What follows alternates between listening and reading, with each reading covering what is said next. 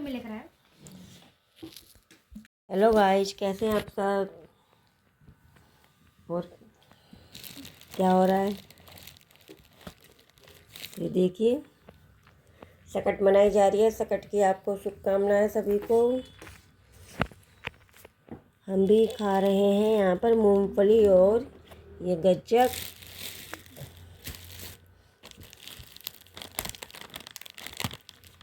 ये हमारी तिल की गज्जक और ये मूंगफली खस्ता करारी गर्मा गर्म।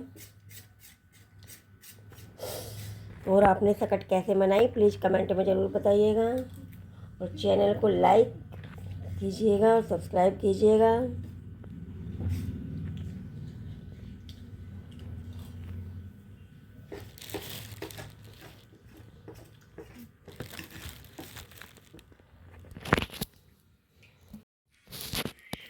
आप सभी को नमस्कार। कैसे हैं आप सब?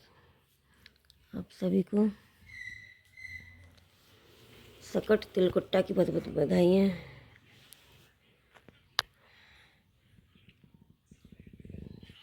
तो कहानी इस तरह है तिलकुट्टा की। एक समय की बात है। देवरानी जेठानी एक शहर में रहती थी और जेठानी अमीर थी और देवरानी गरीब। तो देवरानी का जो पति था वह लकड़ियां काटकर गुजारा करता था और बीमार रहता था। तो जो देवरानी थी वह जेठानी के यहाँ पर काम कर कर घर का सारा काम करती उसका। फिर वह उसकी बदले में उसे खाना देती और पहनने को अपने पुराने कपड़े भी देती।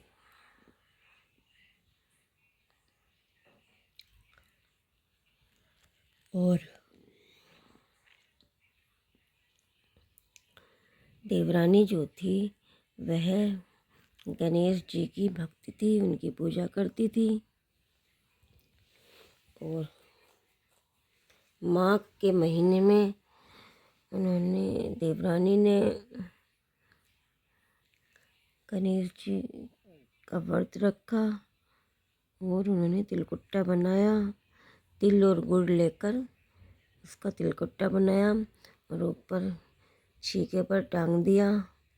और वह जेठानी के यहाँ पर गई, खाना बनाया। फिर बच्चों से बोला कि खाना खा लो। बच्चों ने मना कर दिया कि हम नहीं खा रहे, माँ का व्रत है। फिर जेठ जी से बोला तो उन्होंने कहा कि मैं नहीं खा रहा, परिवार के साथ खाऊंगा। मैं कैसे खा लूँ? परिवार के साथ खाऊंगा जब व्रत खुलेगा। तो उसने जेठानी से बोला कि मुझे खाना दे दो, मैं घर जा रही हूँ। तो जेठानी ने कहा कि तुझे अभी खाना कैसे दे दूँ, अभी तो किसी ने नहीं खाया। अभी चांद निकलने पर व्रत खुलेगा, तब तू अगले दिन खाना ले जाना, अगले दिन सुबह। तो वह चली गई और ऐसे वो खाना नहीं मिला और वो भूखे रहे। और बच्चे इंतज़ार कर रहे थे देवरानी के कि माँ आएगी और खाना लाएगी। तो उसकी देवर ने बहुत पिटाई करी, कपड़े धोने की थप्की से उसे मारा, उसकी धुलाई कर दी। फिर उसे बहुत चोटें आई और फिर वह सो गई। तो सपने में उसके गणेश जी आए। तो गणेश जी ने बोला कि मतलब सो गई क्या?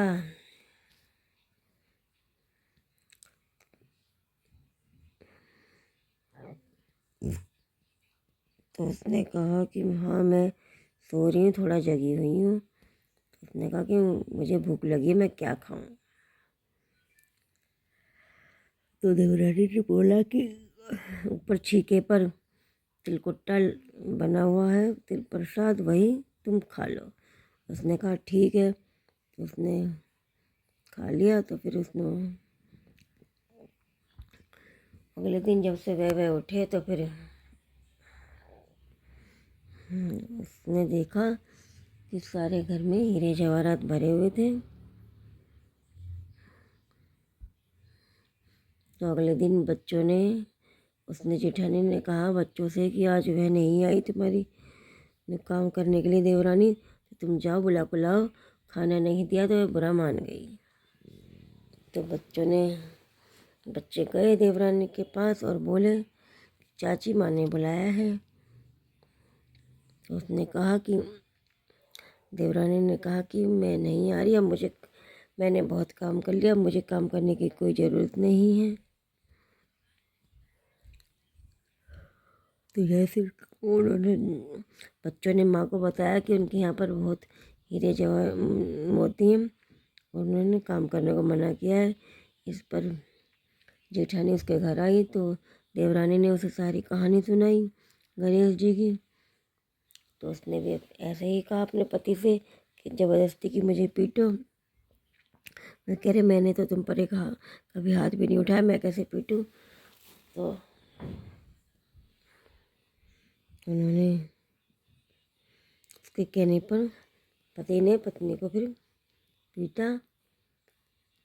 तो वह प्रसाद बनाकर तिलकुट्टा का घी में बनाकर सो गई।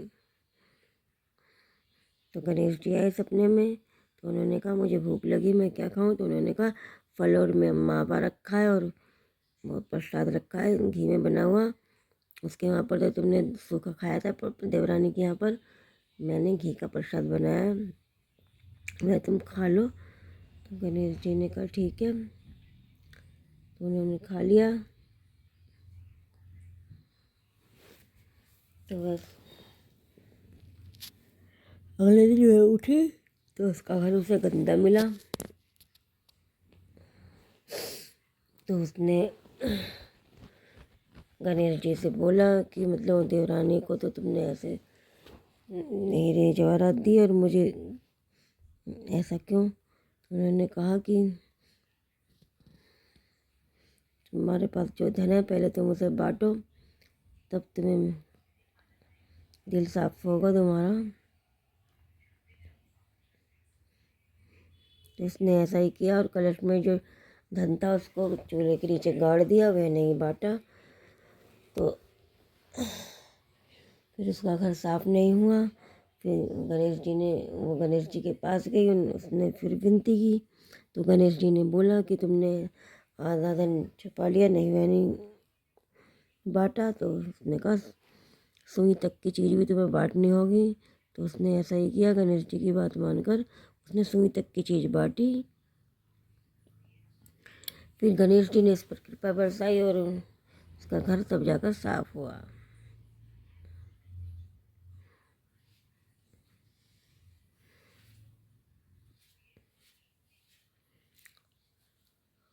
गणेश जी की कृपा इस प्रकार सब पर बनी रहे, इसलिए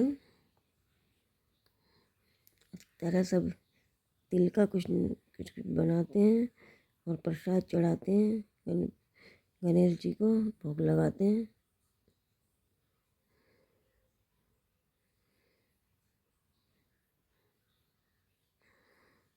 और जैसी जेठानी को मिली सजा ऐसी किसी को ना मिले। सब आपस में मिलजुल कर रहे। ये कहानी है।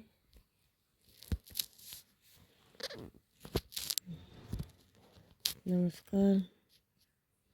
तो चैनल को लाइक कीजिए, सब्सक्राइब कीजिए। फिर मिलते हैं नेक्स्ट ब्लॉग में। Bye, thanks for watching.